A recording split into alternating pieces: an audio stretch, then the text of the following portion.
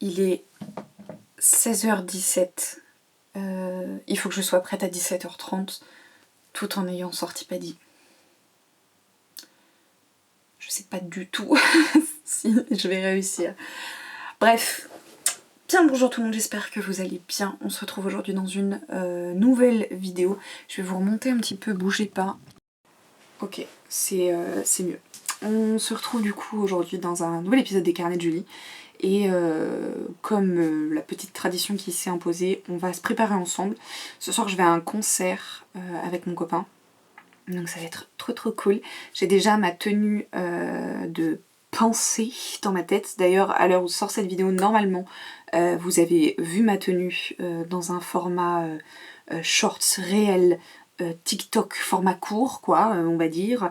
Et comme du coup, j'ai déjà ma tenue en tête, j'essaye toujours d'associer mon make-up à ma tenue. Donc on va essayer de faire ça aujourd'hui et tout en discutant du coup d'un sujet, puisque c'est le concept des vidéos Carnet de Julie. Et aujourd'hui on va parler de la féminité, du féminin, de la place de la femme dans la société, ma vision de la femme. Tout ça. J'avais déjà fait un épisode sur la jante masculine que je vous invite à aller voir si vous ne l'avez pas vu. Je vous mets le lien dans la barre de description. C'est une vidéo qui vous avait fait pas mal réagir, donc voilà, c'est trop cool que ça vous ait plu en tout cas. J'espère que cette vidéo, celle-ci, vous plaira tout autant. N'hésitez pas à interagir dans les commentaires. J'aime beaucoup avoir vos réactions sur les différents sujets que j'aborde dans les carnets de Julie, parce que le but c'est aussi un petit peu de discuter de tout ça ensemble. Comme d'hab, on va essayer de repartir d'un ordre chronologique des choses et je vais essayer de me bouger les fesses pour me préparer. Donc la femme, finalement, oui.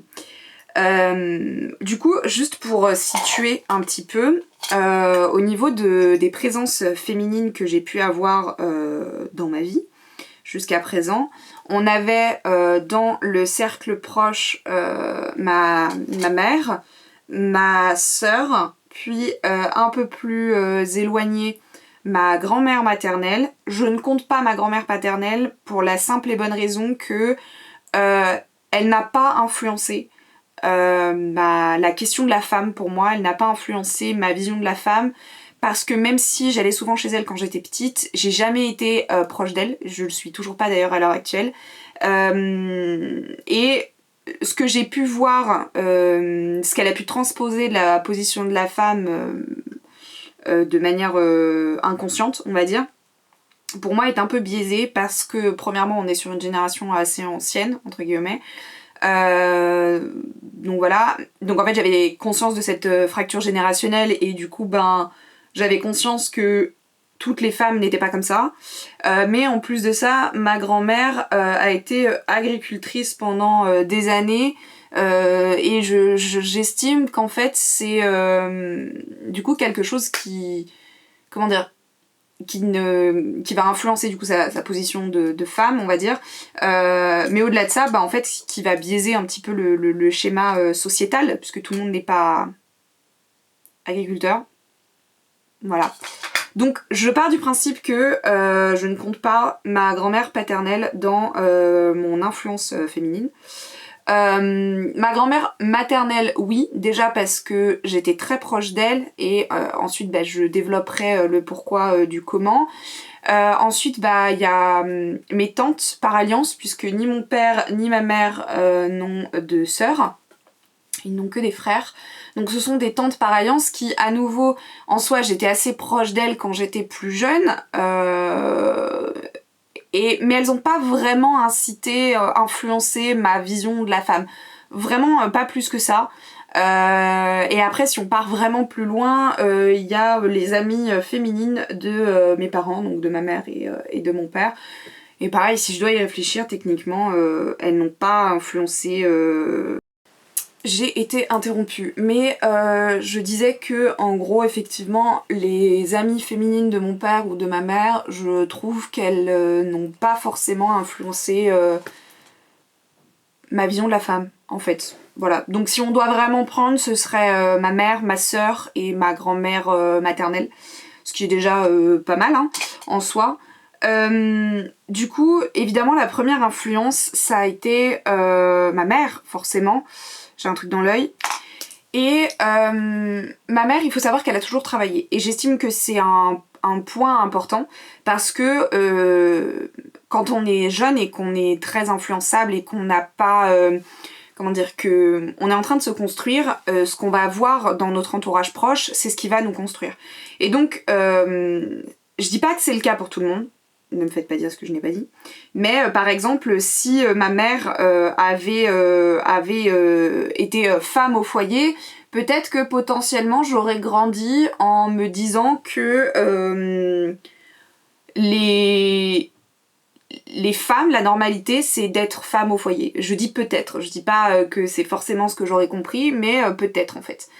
Et là-dessus, je me base sur, par exemple, je vous expliquais dans l'épisode sur l'amour, à quel point la relation avec mes parents, enfin la relation entre mes parents, relation amoureuse j'entends, a par exemple énormément influencé ma vision de l'amour. Bah ça, forcément, typiquement, je l'ai eu quand j'étais plus jeune.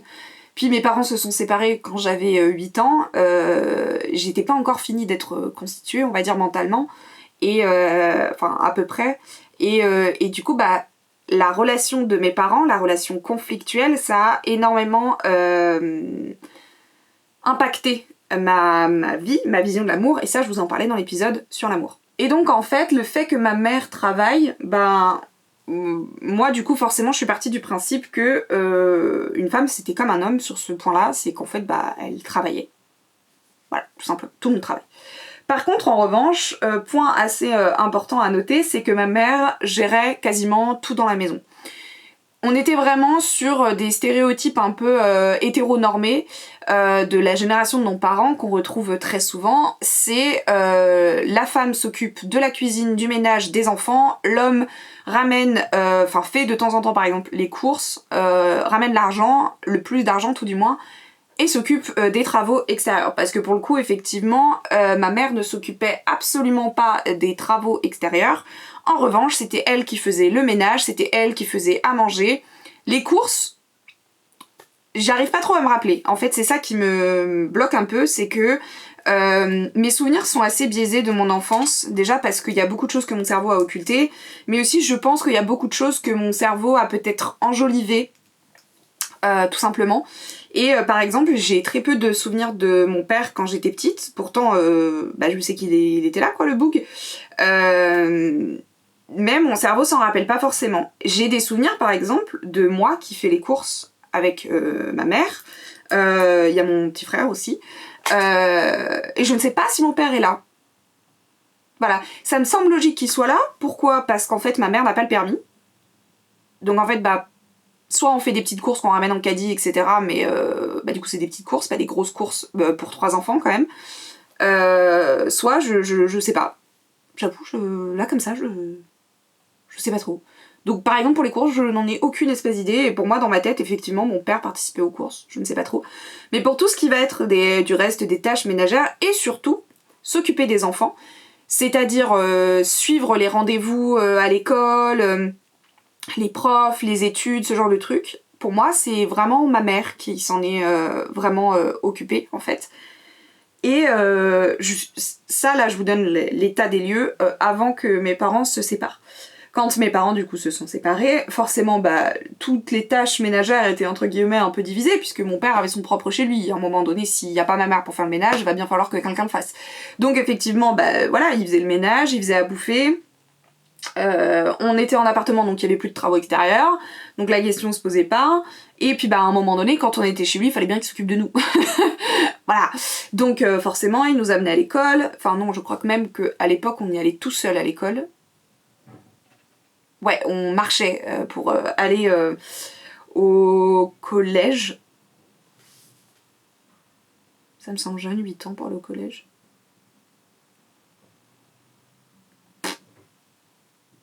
Je sais plus. Bref, tout ça pour dire que oui, à un moment donné, mon père a dû finir par faire les tâches ménagères. Ce qui fait que là, à nouveau, hop, on change un peu tout ce que j'ai compris, on va dire, de la vie. Et donc je comprends qu'un homme peut faire les tâches ménagères. Pour autant, par exemple, chez ma mère, Je crois que ça a vraiment commencé à changer encore à nouveau quand elle a recommencé à fréquenter des hommes. Et en fait, ma mère, il faut savoir que... Alors attendez, je fais une pause pour mettre mon spray fixateur.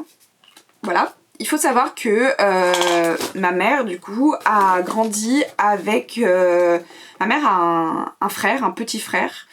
Voilà, ils sont deux. Et du coup, il y a son père et sa mère, qui est donc ma grand-mère maternelle. Et ma mère, par exemple, ne nous a jamais éduqués, notamment au niveau des tâches ménagères, en différenciation d'autres genres avec mon frère, ma sœur et moi. C'est-à-dire que mon frère ne faisait pas forcément les tâches ménagères, mais c'était pour une raison qui était différente de son genre. Ça n'avait rien à voir avec le fait que ce soit un garçon. En d'autres circonstances, garçon ou pas, il aurait vidé le lave-vaisselle, il aurait fait le ménage, il aurait... pas fait à manger puisque on avait 12 ans quoi, donc à un moment donné il y a des limites, mais il aurait fait les tâches ménagères qui étaient à sa portée tout du moins. Parce que je pense que ma mère a été pas mal impactée de l'éducation qu'elle a pu recevoir, notamment de la part de son père. Comme je disais, du coup, ma mère a un frère, donc mon oncle, qui est plus jeune qu'elle, et ma mère m'a souvent expliqué que son père, sa mère... pas forcément, mais son père se comportait différemment, que ce soit avec elle ou avec son frère, donc mon oncle. C'est-à-dire que typiquement, ma mère n'avait pas le droit de trop sortir, voilà, genre de sortir avec ses amis, de faire la fête, etc. A contrario, son frère, qui on le rappelle était plus jeune qu'elle, lui avait tout à fait le droit de par sa position d'homme. Voilà. Et je pense que ça, ma mère... ça l'a pas mal impacté. D'ailleurs, c'est pas je pense, elle me l'a dit à plusieurs reprises. Typiquement, la première fois que ma mère a pu prendre un appartement, c'était uniquement parce qu'elle emménageait avec son frère. Voilà. Son père lui a dit de but en blanc, net, précis, si tu veux prendre un appartement, tu emménages avec ton frère. Je ne veux pas que tu vives toute seule. Voilà.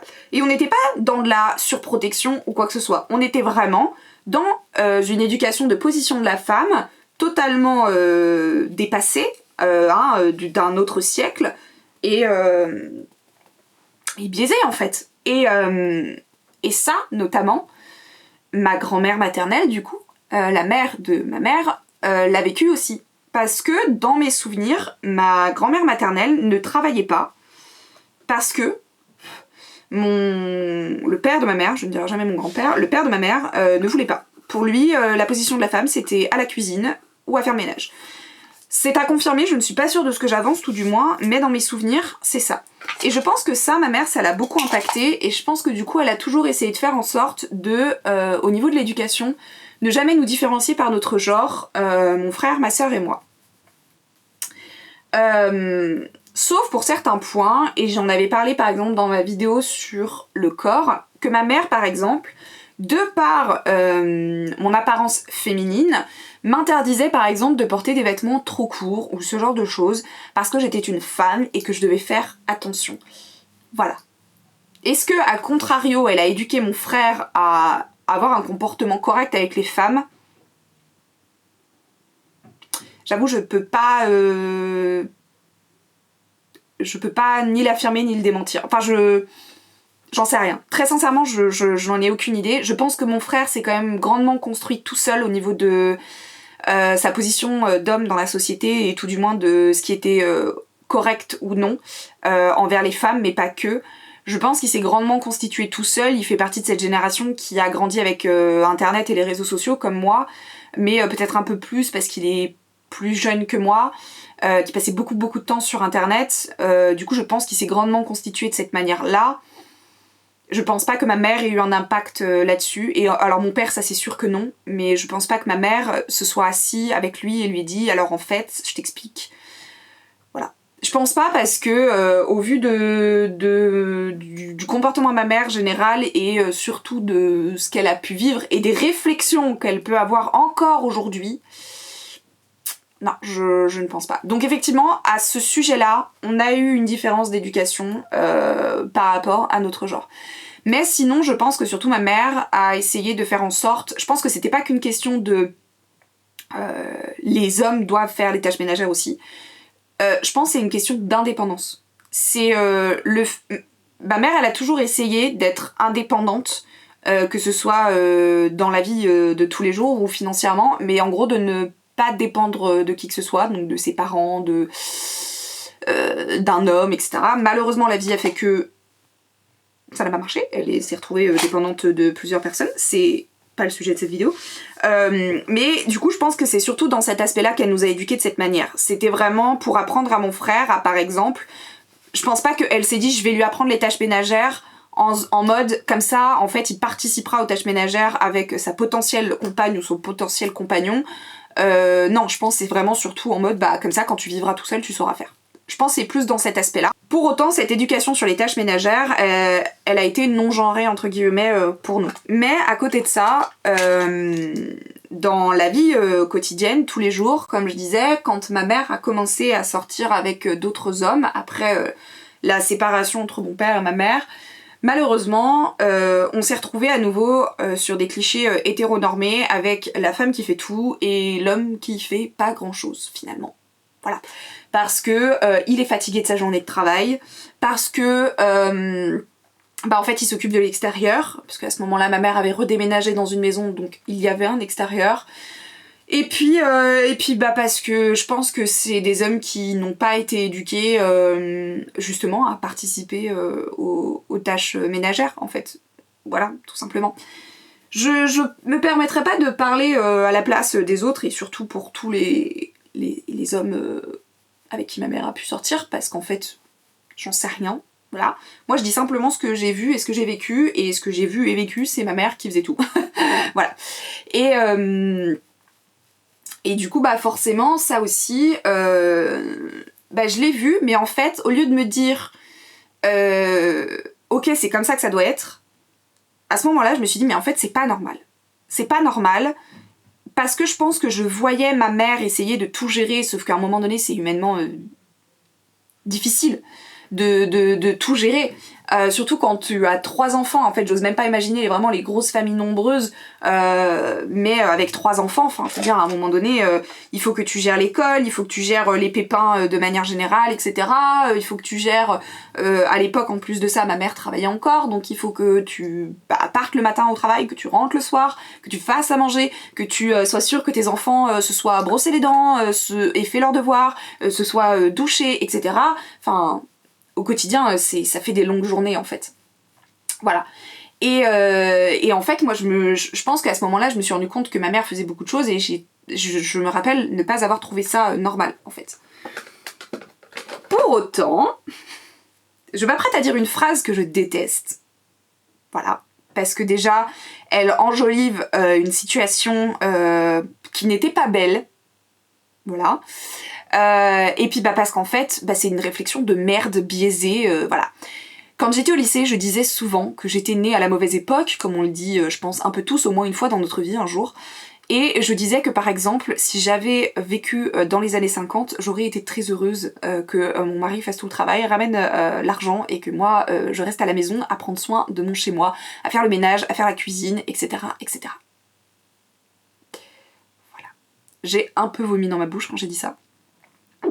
Voilà. En fait, pourquoi je pensais ça à l'époque? Déjà parce que j'étais une grosse feignasse et que je partais du principe que c'était plus dur de travailler que de prendre soin de sa maison, donc de faire le ménage de ceci, de cela. Voilà. Et aussi parce que, en fait, en disant ça, j'avais pas vraiment conscience, comme je disais, on enjolive une situation qui n'était pas belle, c'est qu'en fait, dans les années 50, c'était pas des choix. Voilà. C'est qu'en fait les femmes n'avaient pas de travail parce qu'on ne leur autorisait pas à travailler ou alors elles étaient secrétaires. Il n'y a pas de sous-métier, mais en l'occurrence à cette période-là c'était considéré comme un sous-métier. Et elles étaient très mal payées etc, mais surtout voilà, c'était vraiment à partir du moment où tu as des enfants, tu es femme au foyer, tu prends soin de ton foyer. Et donc elles n'avaient pas le choix et surtout en fait elles n'avaient pas d'argent. Non, parce qu'il y a une différence entre rester chez soi, faire le ménage, faire à bouffer pendant que ton mari travaille et de temps en temps t'acheter 2-3 trucs avec ton argent. Mais l'argent tu le gagnes comment si tu travailles pas? Bref, donc en fait, et pourtant ouais j'avais cette réflexion là quand j'étais au lycée. Ce qui fait que quand j'ai commencé à sortir avec des garçons, donc il y a eu toute cette question du corps que j'ai abordée avec vous dans la vidéo sur le corps, donc ma position de femme a été pas mal impactée là-dessus parce qu'en fait j'avais énormément l'impression en tant que femme d'être considérée comme un morceau de viande, c'est appréciable, voilà, mais en plus de ça j'avais cette impression qu'effectivement j'étais partagée entre l'idée de il faudrait que, effectivement, plus tard, je sois femme au foyer et nanana, et en fait, je trouve ça dégueulasse. Voilà, grosse merde. Je vous avais expliqué dans la vidéo sur les hommes que ma vision des hommes avait été très biaisée, notamment par les présences masculines que j'avais, et que j'imaginais l'homme comme un petit oiseau frêle, fragile, qu'il fallait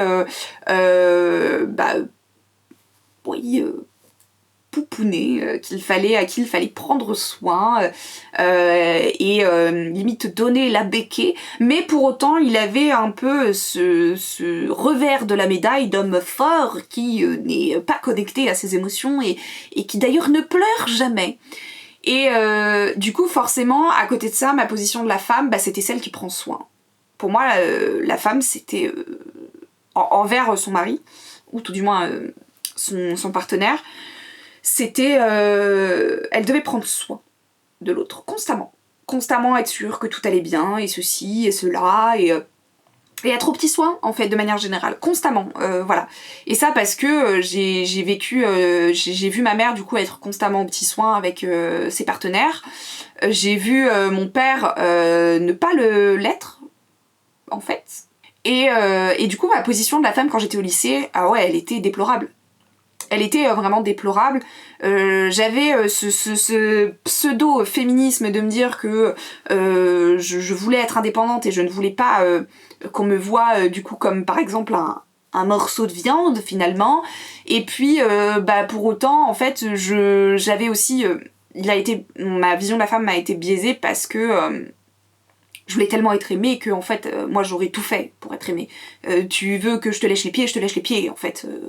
Voilà, tu veux que je dise qu'une femme ça reste à la maison, tu veux que je reste à la maison, oui je le fais à partir du moment où je suis sûre que tu m'aimeras éternellement et inconditionnellement en fait, on en était là. Puis j'ai grandi petit à petit, notamment en fait on voit mon évolution aussi par rapport à mon évolution vestimentaire. Quand j'ai... et c'est pour ça que j'en parlais dans la vidéo sur le corps, plus le temps a passé, plus, c'est horrible à dire, mais plus je me suis couverte.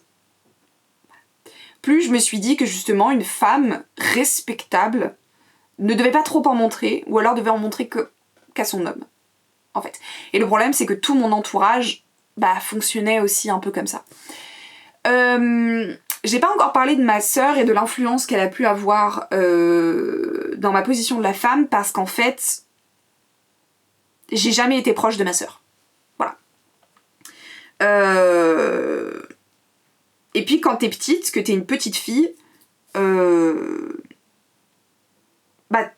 sœur c'est pas une femme, c'est une fille, en fait. Vous voyez ce que je veux dire ? Quand on a commencé à devenir des femmes, on était déjà plus proches l'une de l'autre, et quasiment plus en contact, en fait. Donc ça n'a pas vraiment impacté ma vie, de manière générale, voilà. Par contre, il y a d'autres influences qui sont arrivées, notamment les influences féminines du côté de mon ex-conjoint, donc sa sœur et sa mère. Et donc j'ai vu sa mère, par exemple, être dans ce couple hétéronormé où c'était un peu elle qui faisait tout, et me rendre compte que non seulement c'était très banalisé, mais que en fait moi j'étais pas du tout ok avec ça, et du coup en fait derrière quand j'ai vécu avec mon ex, je me suis rendu compte que lui ça l'avait impacté parce qu'il prenait la position un peu qu'avait pris son père, c'est-à-dire pas faire grand chose finalement. Et sa sœur fonctionnait un peu comme ça, avec pareil un léger féminisme, on va dire, vraiment en mode elle fait un peu ce qu'elle veut, elle s'habille un peu comme elle veut, mais on est quand même sous l'influence de l'homme, quoi. Finalement. Je vais peut-être commencer les yeux, il est quelle heure ? 16h44. Par exemple, moi je me rappelle que Bah ma manière de m'habiller, on me faisait souvent des réflexions là-dessus, mais bon après, franchement, on va dire que j'avais l'habitude, ok. Je vous avais expliqué dans ma vidéo sur le corps, je crois que quand je m'étais rasé le crâne, alors là, ça a été le summum. Voilà, et c'est là où j'ai vu le vrai visage de certaines personnes par contre. Parce que du coup, donc, mon copain, enfin mon ex-copain l'a très très mal pris. On s'est d'ailleurs engueulé parce que j'avais rasé mon crâne. Lunaire, c'est un petit peu mon corps, je fais ce que je veux. Et je me rappelle des réflexions du coup de sa sœur et de sa mère disant bah moi j'aurais demandé l'avis. J'aurais demandé l'autorisation. What? Mais pardon en fait? Et ça je me rappelle que du coup ça m'avait énormément marqué, vous doutez bien en fait. Et à ce moment-là je m'étais dit mais en fait ça va pas dans votre cerveau quoi. Et au niveau de ma féminité de manière générale, parce que c'est vrai que j'en ai pas forcément parlé, je me suis souvent sentie garçon manqué au niveau vestimentaire. Mais je pense que c'était surtout parce que ma mère, quand j'étais petite, m'habillait constamment en robe. Mais constamment. Et en fait, ça m'a saoulée. Ça m'a saoulée, et en robe ou en jupe, hein, bien évidemment. Et du coup, pendant des années, j'ai refusé de porter des robes ou des jupes. Parce qu'en fait, j'étais saoulée. Genre, j'avais fait une overdose, j'en avais marre, quoi, finalement. Et du coup, j'avais adopté un style un peu garçon manqué, en plus avec des vêtements larges pour essayer de cacher mon corps, etc. Mes cheveux étaient longs de manière générale, et c'était surtout parce que... Pourtant, je m'étais coupé les cheveux courts à plusieurs reprises. J'adore les cheveux courts. Alors attendez, faut que j'essaye de retrouver le bon... Je m'étais coupé les cheveux un peu à la garçonne, phrase qui m'agace au plus haut point d'ailleurs, à plusieurs reprises, parce que j'aimais vraiment ça. Et puis en fait on me disait tout le temps que ouais, les cheveux courts sur une femme c'est pas super joli, voilà, moi je préfère les filles aux cheveux longs, etc., etc. Enfin bref, on retournait dans les clichés de merde, voilà quoi. Et quand je me suis rasé mon crâne, et ben je me suis jamais sentie aussi féminine. Et j'ai eu l'occasion quand même d'y repenser, parce que là je me suis rasé le crâne, comme vous pouvez le constater, il y a de ça quelques mois maintenant. Je suis retournée à mon crâne rasé, et avant ça j'avais les cheveux courts aussi quand même. Et en fait du coup, j'ai eu l'occasion du coup de repenser à cette phrase, parce que c'est vrai, hein, ça m'est... Comment dire, c'est un sentiment que j'ai eu à nouveau quand je me suis rasé le crâne à nouveau, c'est de se dire qu'effectivement je me suis jamais sentie aussi féminine qu'avec mon crâne rasé. Et je trouve ça super beau, hein, les cheveux longs. Moi par contre personnellement je déteste ça sur moi. Déjà je trouve que c'est pas moi. Mais en plus de ça, en fait je ne supporte pas d'avoir les cheveux longs. Genre sensoriellement parlant, ça me saoule. Et en plus de ça, je finis toujours par les attacher parce qu'ils sont toujours soit devant mes yeux, soit en fait je les mets derrière mes oreilles, sauf que j'ai les cheveux bouclés, donc en fait ça prend le pli, enfin bref c'est chiant. Et je pense que ce qui fait encore que j'ai tendance à me sentir féminine avec mon crâne rasé, c'est parce qu'en fait, je pense que quand on a les cheveux longs, en tant que femme, je pense que quand on a les cheveux longs, on se cache derrière nos cheveux longs. C'est-à-dire qu'en fait derrière, je sais pas comment expliquer pour faire en sorte de tourner ça correctement, c'est-à-dire qu'en fait derrière, on va peut-être pas forcément ressentir le besoin de faire un effort féminin au niveau de nos vêtements, au niveau du maquillage, au niveau des bijoux, des trucs comme ça. Alors attention, je le rappelle, les vêtements, le maquillage, les bijoux n'ont pas de genre, mais je sais pas si vous voyez ce que je veux dire, je pense qu'on va pas forcément chercher à faire justement des efforts à ce sujet-là. Alors que tout de suite, si tu mets pas de vêtements dits féminins quand t'as le crâne rasé, on peut te voir comme un mec, potentiellement.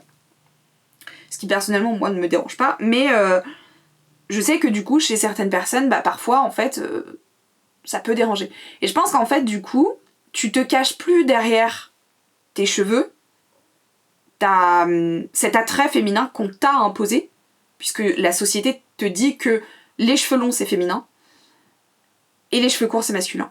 Et donc en fait tu te caches plus derrière ça, et du coup au-delà de ça, en fait tu te trouves une féminité naturelle. C'est-à-dire qu'en fait, non seulement tu te rends compte que ta féminité ne vient pas de tes cheveux, elle se dégage par tout un tas de choses, mais en plus de ça, et ben en fait tu te rends compte que ta féminité est naturelle. Parce qu'on a tous une part de féminin en soi.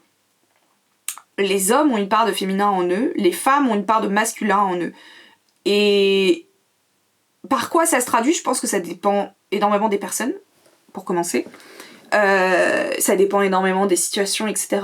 Mais du coup, je pense que moi, personnellement, moi qui ai toujours, et j'en avais parlé dans ma vidéo du féminin sacré qui remonte à il y a très très longtemps, j'ai tendance à être plus masculin sacré que féminin sacré. Donc en fait, c'est sur quelque chose, c'est une chose sur laquelle je dois pas mal travailler, c'est à faire ressortir mon féminin sacré. Et je pense que le fait d'avoir un crâne rasé, ça m'incite encore plus.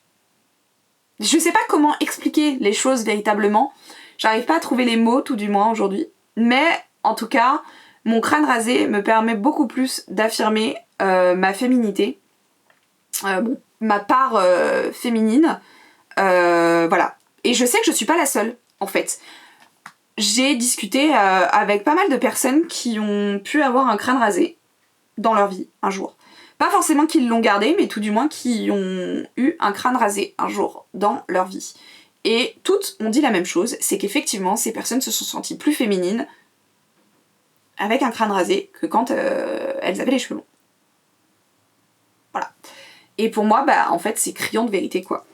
Et le fait, du coup, à partir du moment où je me suis rasé le crâne, je me suis réapproprié ma féminité, je me suis réapproprié mon corps, et ça j'en avais parlé, je crois, dans l'épisode sur le corps, parce qu'en fait, c'était mes cheveux, je faisais ce que je voulais, même si en soi j'ai toujours fait ce que je voulais avec mes cheveux. C'était vraiment un geste très symbolique, finalement. Et depuis ce jour-là, bah en fait, ma vision de la femme, elle s'est libérée. C'est dans le sens où en fait, il n'y a pas de vision de la femme. C'est-à-dire qu'une femme, tu peux pas la mettre dans... Enfin, un homme ou une femme, tu peux pas la mettre dans une case. Tu peux pas mettre les gens dans les cases. Tu peux pas mettre un genre dans une case. Parce qu'en fait, comme je disais, une femme, ça a une partie féminine comme une partie masculine. Un homme, ça a une partie féminine comme une partie masculine. Donc en fait, venir dire que la femme, c'est comme ça, non seulement c'est erroné, mais en plus, bah... Ouais, si, c'est erroné, en fait. Enfin, genre, c'est juste pas possible, logiquement parlant, puisque on n'est pas qu'un côté féminin, en fait. Donc c'est stigmatisé. Et du coup, ben, moi, si je viens aujourd'hui vous dire, bah en fait, moi, pour moi, comment j'envisage les femmes aujourd'hui, bah une femme, ça doit être indépendante, une femme, ça doit être libre de son corps, une femme, ça doit pouvoir faire ce qu'elle veut, une femme, ça doit travailler, une femme... J'aurais pas besoin, en fait, normalement, techniquement, de vous dire ça, parce qu'en fait, c'est exactement la même chose pour une femme que pour un homme. Si vraiment je devais vous donner ma vision de la femme à l'heure actuelle, bah en fait, c'est qu'elle doit être équitable à l'homme. C'est aussi simple que ça. Voilà. Et c'est d'ailleurs le but même du féminisme, hein, c'est d'avoir une équité homme-femme. Voilà. Aujourd'hui, ce qui fait que ma vision des hommes est biaisée, c'est par rapport aux traumatismes différents que j'ai pu avoir à cause d'hommes. Je n'ai jamais vécu de traumatisme à cause de femmes. Ma vision a été biaisée, et aujourd'hui encore, quand je vois les discours que peut tenir ma mère, je me dis, ça me choque. Ça me choque. Et aujourd'hui, en fait, je pars du principe que, déjà, on n'est pas un genre, on est un être vivant, qui est l'humain, et c'est tout ce qui devrait importer, être important, je ne sais pas si ça veut dire quelque chose que j'ai dit auparavant, mais c'est tout ce qui devrait compter, en fait. C'est simplement qu'on est des humains. Basta. Moi, je m'en fous de savoir quel genre tu es, en fait. Sauf si, pour toi, ça compte de me le préciser, bien évidemment, mais sinon, moi, je te traiterai jamais différemment. Alors, de moi-même, j'aurais plus tendance à avoir confiance en présence de femmes que d'hommes. Mais ça, à nouveau, c'est à cause des traumatismes que j'ai pu avoir à cause d'hommes. Pas forcément à cause du genre en lui-même. Vous voyez ce que je veux dire? Donc en fait, ma féminité, elle a été mise à mal, mais j'ai réussi à me la réapproprier aujourd'hui, et je pense que c'est ce qui fait que, par exemple, moi je suis faite pour avoir les cheveux courts, je suis faite pour avoir le crâne rasé. Non seulement je sais que les cheveux longs, bah je trouve que ça me va pas, personnellement, mais en plus je sais que je ne suis pas heureuse avec des cheveux longs, comme je disais, sensoriellement parlant, etc. etc. Et je peux comprendre qu'il y ait certaines personnes qui ne le conçoivent pas de cette manière, et moi la seule chose que j'ai à dire c'est I don't fucking care. Je suis un peu une connasse à ce sujet-là, voilà. Mais effectivement, si je devais vraiment résumer, ce serait dire que ma vision de la femme, comment elle a évolué, en fait, en évoluant en une vision de l'être humain. Tout simplement. Il n'y a pas de vision de la femme, il n'y a pas de vision de l'homme, en fait. Voilà.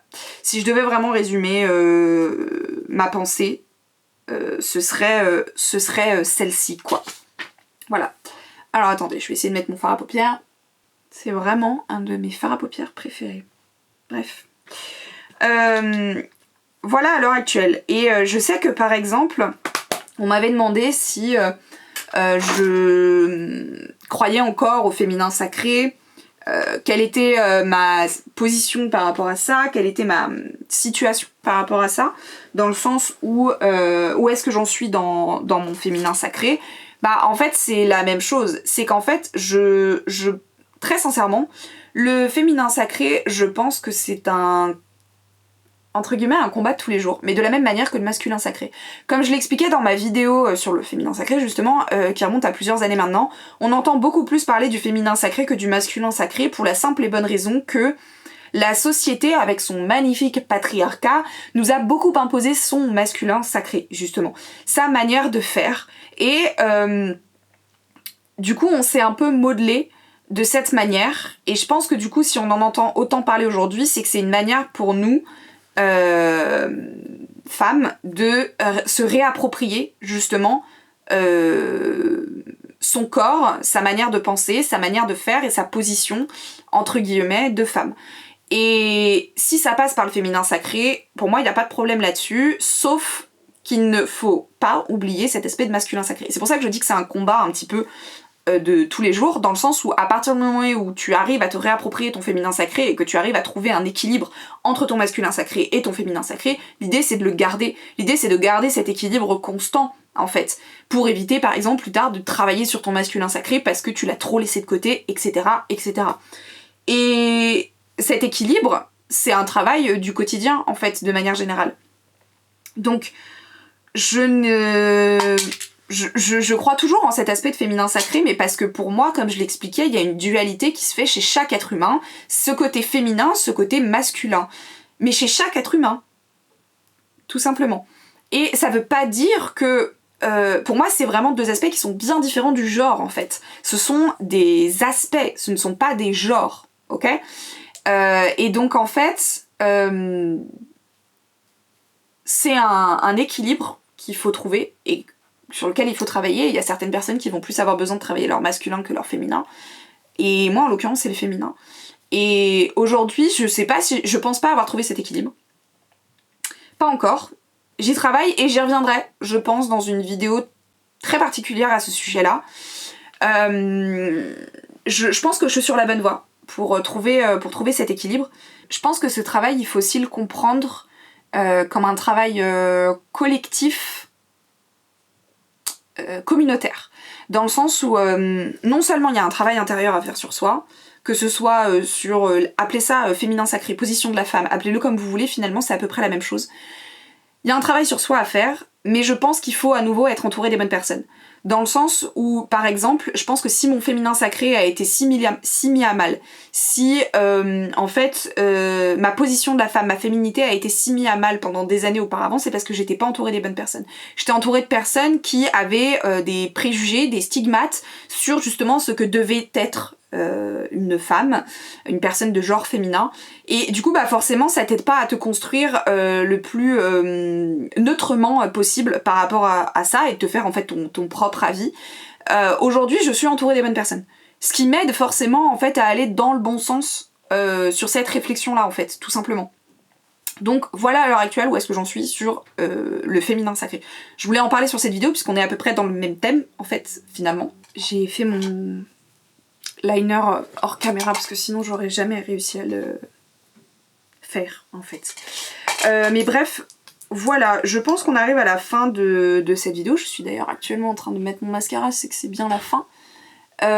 J'espère que c'est une vidéo qui vous a plu.